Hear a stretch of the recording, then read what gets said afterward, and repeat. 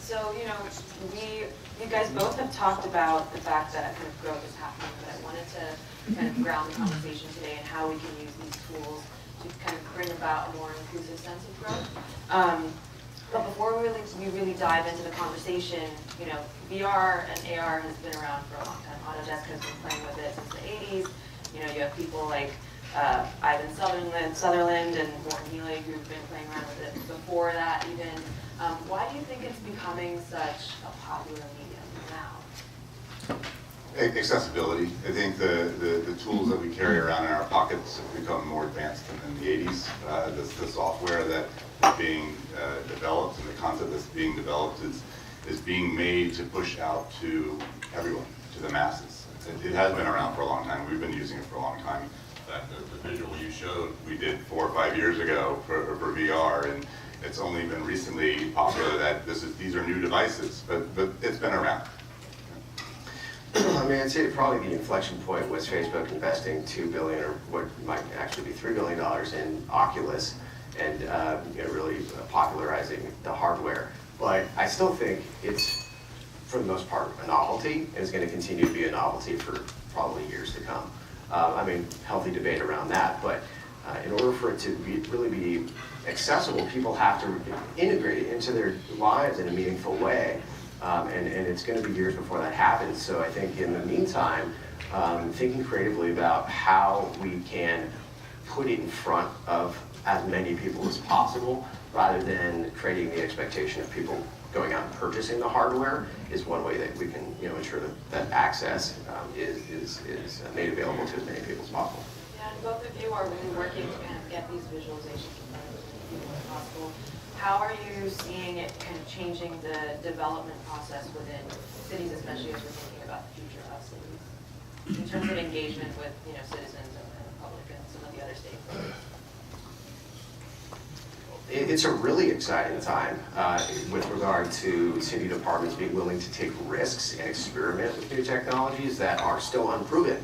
And I'll be the first to say that there have been bumps in the road in dealing with government agencies because they're not in the habit of working with startups, and there's a responsibility to be responsible stewards of taxpayer dollars, and so there's a built-in risk averseness to trying new things.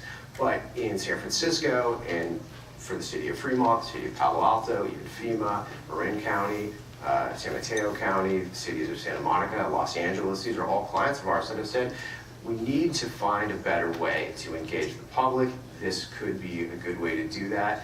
So I think the climate is definitely changing. I think that, there are pros and cons to it. It's just another way to absorb media, and I don't think it's fundamentally changing sort of how citizens are able to sort of communicate their ideas back. They're being fed some information.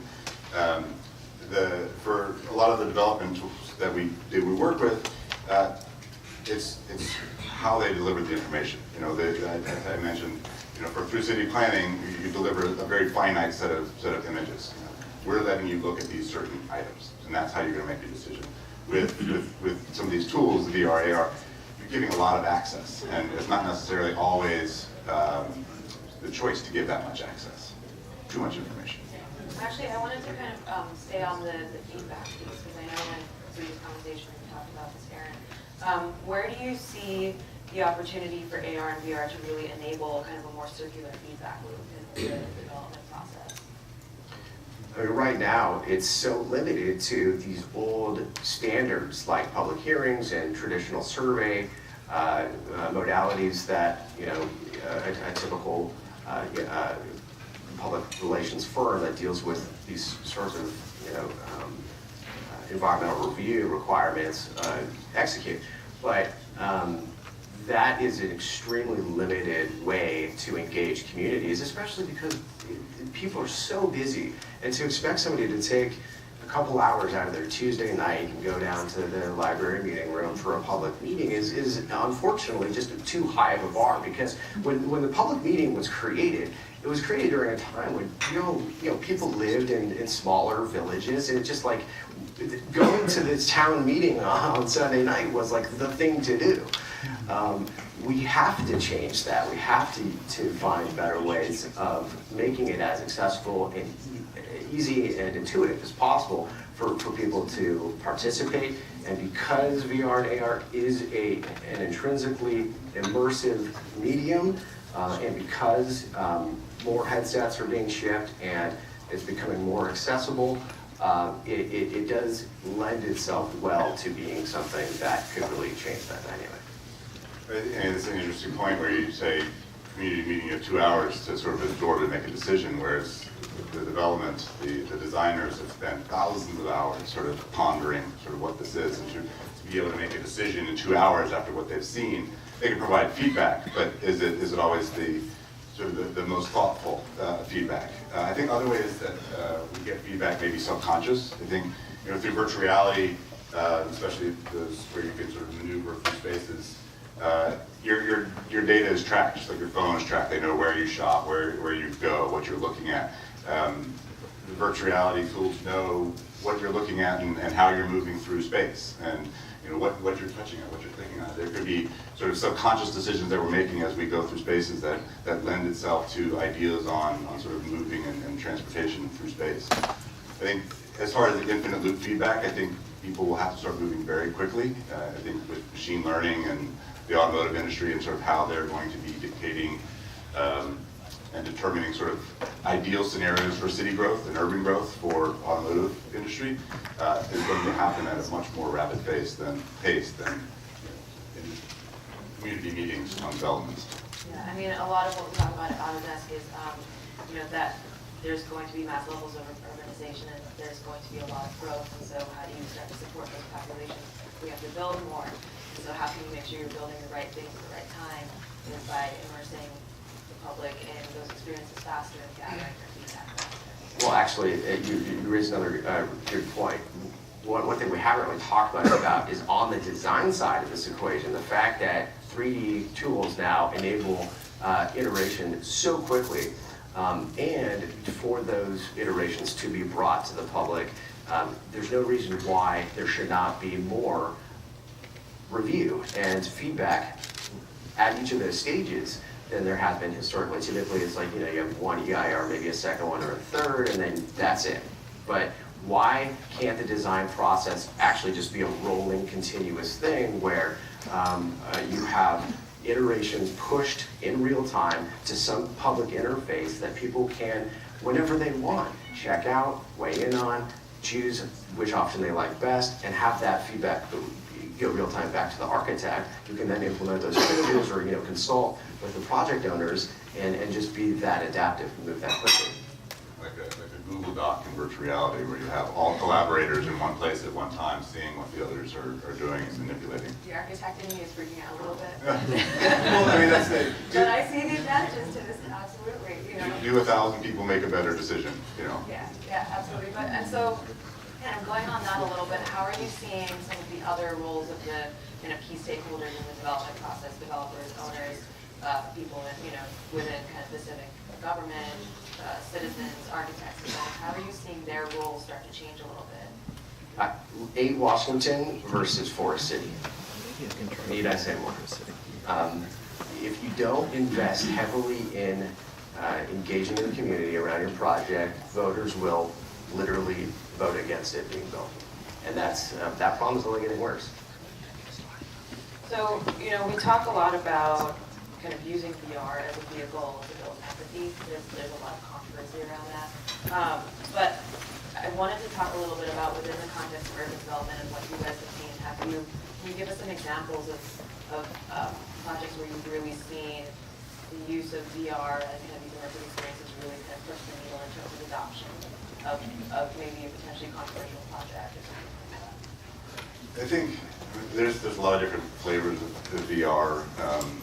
We volunteer with a group called Pencils of Promise that is developing schools in underprivileged areas, and you know, we take to fundraisers these virtual reality devices where it puts you in Guam inside of a school that's dirt floor and about to fall over, and you get to experience that. You get that human side of emotion that you could say, open up my wallet and then donate. But on the sort of real estate and city development, I think there's a lack of that human connection in virtual reality, at least today. It's one of the things we really try to do is promote the storytelling and sort of having that connection with what it is to be in an experience.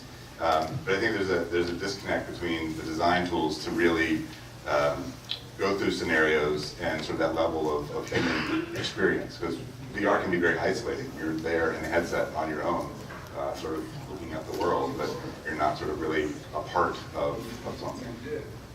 So then, would you say that maybe in the future there are greater applications for AR as opposed to VR? I think it's all sort of converging. Yeah. You know, MR, AR, VR. I do think it will change a lot in the future. I think it's too much in its infancy to sort of relate to that human emotion in the scale of VR that you're talking about for city growth and exploration.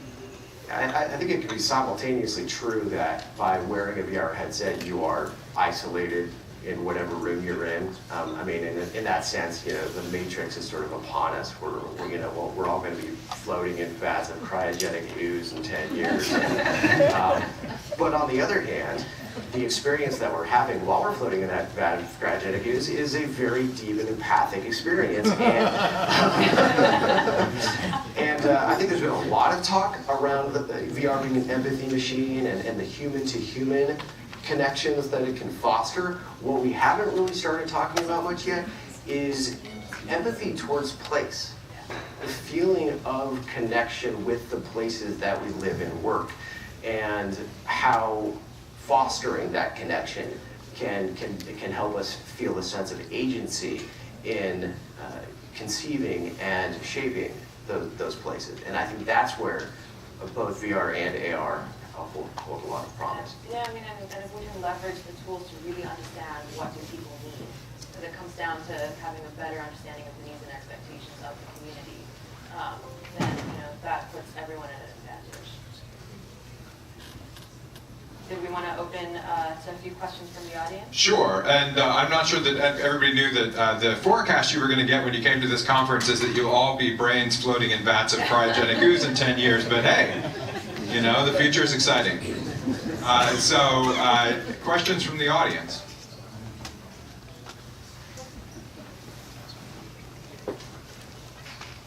Thank you. My name is Tim Ryan. I'm a fellow at Coro, Northern California. And I was wondering what conversations, if any, have been had around increasing accessibility for VR, AR for individuals who may be visually impaired, may not be able to experience it the way that someone with, you know, good eyesight might be able to.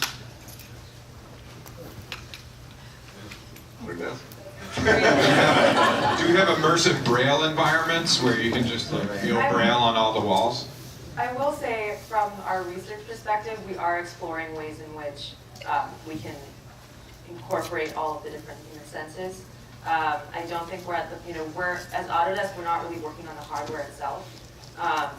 We're kind of more working on the content creation. But that is a really good question that we need to be thinking about. And I think a lot of the conversations we are having is about accessibility and inclusiveness. You know, that's definitely right up there. So all the human senses, so are you guys, you're working on smell-o-vision at Autodesk? In the 80s, there were projects on that. Nice. There's a whole vault of that. I can give you just a quick, real example of what we've had to do. All of our government projects had to be ADA compliant, so we've had to record audio tracks that mirror the written text that appears on the screen that then plays back during each user session. Cool. Other questions?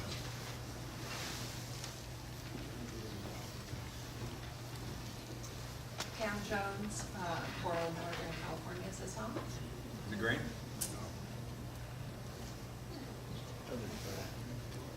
It's green. Pam Jones, Coral, Northern California. How might you really democratize public involvement when the visualizations are controlled by the people who pay for them, so that they can control the images and therefore the perceptions? For instance, any of those images that you showed could have indicated quadruple the amount of traffic or you could control and say limited amount. So who actually controls access to further democratize? I mean, in our case, we have our own ethical compass that we have to follow, and we won't show anything that does not match the plans that have been submitted.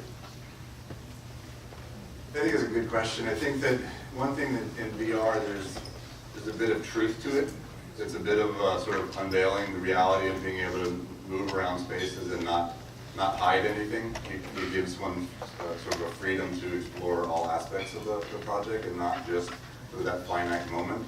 But even then, I think there's different tools created by different groups that sort of really focus on this is ground truth. This is based on the real traffic. In the traffic example, this is the real traffic flow based on this time, and you can pull the wool off of the. Great, let's go with one more question, and then I'll go all the way in the back there. That also sort of foreshadows what we'll be talking about next in terms of who actually controls and works with these tools. Hi, my name is Jeremy Potash with California Asia Business Council. And the question that I have has to do with inequality. And most certainly, how do you visualize, or have you made an attempt to visualize dealing with homelessness?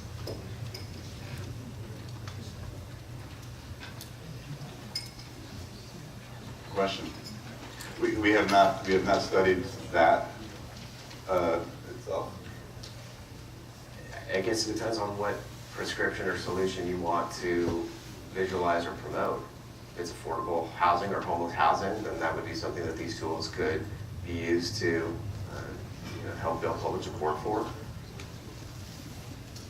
Yeah, absolutely. I mean, in a lot of ways, we visualize a beautiful future with a lot of these tools, except for everything being underwater that you did there. And that's maybe not the most beautiful future.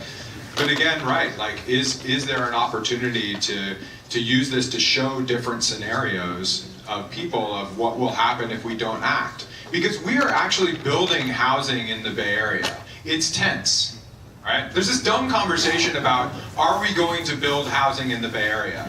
The real conversation is, what kind of housing are we going to build in the Bay Area? And we've been choosing to build tents. And so when we visualize the future of the Bay Area, there are a number of different scenarios, and they can be beautiful or they can be not beautiful. Do you want to wrap up with a final question, Radha? I think we got pretty most of it. Okay, terrific. All right, so if you could join me in thanking the panel.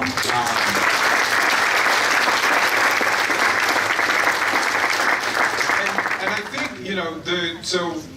the real reason why I wanted to have these folks at the Economic Forecast Conference is because really what happens in the Bay Area is, in terms of our economy, is going to be a result of what we do in the Bay Area and the extent to which the people in the Bay Area buy into and participate in the development of our cities and our neighborhoods. If they don't buy into it, there won't be development. If they do buy into it, there will be development, and it might look more like what the broader populace wants it to look like. So the economic future really is in our own hands. So thanks, folks.